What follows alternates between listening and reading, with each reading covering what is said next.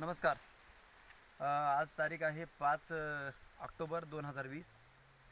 हा कपिल माणिकचंद कोठारी, गाव टेंभुर्णी, तालुका महाडा, जिल्हा सोलापूर, ऊसाचा प्लॉट आहे. हा प्लॉट 2.5 एकरचा आहे आणि टोटल सरांचं पूर्ण क्षेत्र आहे किती आहे? सगळा ऊस 22 एकर आहे सगळा. अच्छा. तर या ठिकाणी आपण ग्रीन पॅन्ट कंपनीचे प्रोडक्ट वापरले. तर मागच्या किती वर्षापासून वापरणं चालू आहे? एक 10 वर्ष झाला आम्ही वापरतो. अच्छा, बरं. तर ग्रीन पॅन्टचे हे भूमी पॉवर, प्रीमियम, नायट्रोकिंग, ब्लूम, अजून काय वापरले भाई? अजून ह्यामध्ये आम्ही प्रीमियम वापरलं, रूट गार्ड वापरलं, भूमी वापरलं, एसटी, फंगो हिट, हे असे प्रोडक्ट वापरले. बरोबर. तर आज ह्या प्लॉटला टोटल 12 महिने, हो 12 महिने झाले, कंप्लीट झाले. हो है ना? 12 महिने 5 दिवस झाले समजा. हो. तर हे जे भूमी पॉवरचे खतं, जीवामृत, याच्याशिवाय रासायनिक किती वापरलेला? रासायनिक फार आम्ही बेसल डोसच फक्त टाकला, बाकीचं कुठलंच वापरलेलं नाही आम्ही. सुरुवातीला फक्त ऊस बांधताना 11 महिन्यापूर्वी. हो 11 महिन्यापूर्वी. हो. त्यानंतर वापरलेलं नाही. काही कांडे वगैरे भरण्यासाठी वगैरे काय रासायनिक? नाही, काही नाही. आज आपल्या समोर ऊस आहे आणि हा ऊस हे बाहेर काढण्याचं कारण एकच आहे की आपल्याला ऊसामध्ये ऊस आपण मोजू शकत, म्हणजे तिथं जाऊ शकत नाही, कारण ऊस सगळा पडलाय पावसामुळे. आता पडलेला दृश्य थोडं दाखवा भैया तिकडे, की असं पूर्ण ऊस हा पडलेला आहे खाली आणि त्यामुळं ऊसाचे कांडे मोजता येत नाही. म्हणून आम्ही काय केला, ऊस बाहेर काढलेला आहे. तर थोडंसं या ग्रीन पॅन्टचे डोस, आपले टोटल डोस किती झाले भैया? 7 डोस झाले त्या ठिकाणी.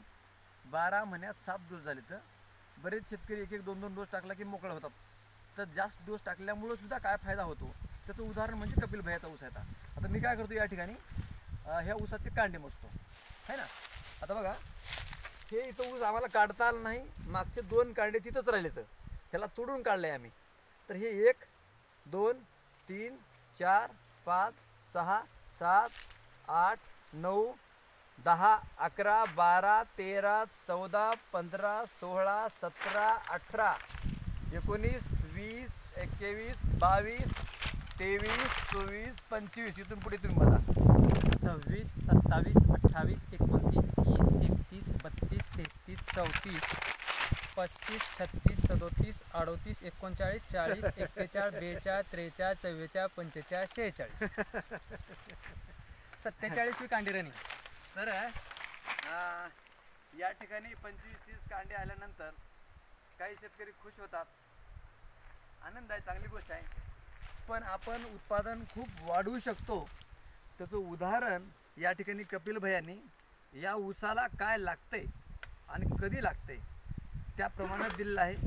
मागचे 27 दिवस या ऊसामध्ये पाणी होतं आणि भैया ते पाणी असताना मग तुम्ही इथं काय टाकले का त्याला ट्रेस येऊन म्हणून? स्ट्रेस आउट आणि पॉवर मिल टाकलं. अच्छा, म्हणजे ह्याच्यावर ड्रीप म्हणून सोडून? हो, ड्रीप मधनं आहे ना. म्हणजे सगळा ऊस चांगला असताना सुद्धा मध्ये इथं भरपूर पाणी होतं आणि पाणी साचल्यामुळे सुद्धा आपण आता ऊस एवढा चांगला आलाय तर ह्याला ट्रेस वगैरे किंवा खराब होऊ नये म्हणून तुम्ही तो डोस दिला आहे. तरी 5 फुटे आहे सरी सगळी. सरी 5 फुटे. 5 फुटे आहे. तर आपल्या अंतर आहे. हा, तर तुमचं थोडक्यात आता हे तुम्ही सगळे ट्रीटमेंट तुम्ही केलेलं आहे? हा, मी केलेलं आहे. तुमचा अनुभव सांगा. हे ग्रो नायट्रो प्रीमियम, हा, आणि ह्याचा डोस आम्ही 7 दिवसाला चालूच असतो. बरोबर. ग्रो नायट्रो प्रीमियम, बरोबर. जीवामृतच्या माध्यमातून जीवामृत ह्याच्यात जीवामृत बनवताना आम्ही त्यात प्रीमियम टाकतो. छान. आणि प्रीमियम बरोबर ते ही देतो. बरोबर आहे, जीवामृत देतो देताना. तर आपण सर्वांना मी एक विनंती करतो, सर्व शेतकरी बांधवांना, की ऊस किती एकर आहे हा महत्त्वाचा नाही, तर ऊस किती कांड्यावर येतो आपला हा महत्त्वाचा आहे. आणि त्याच्यामुळंच आपलं जिथं उत्पादन येणार ना त्या ठिकाणीच आपलं उत्पादन घटत असते, जिथून फायदा होणार आहे आपला. तर या ठिकाणी आपण कपिल भैयाचं अनुकरण करावं आणि सेंद्रिय शेतीकडे आपण सर्वजण जावं, या ठिकाणी एवढीच आपल्याला विनंती करतो आणि माझं बोलणं थांबवतो. धन्यवाद.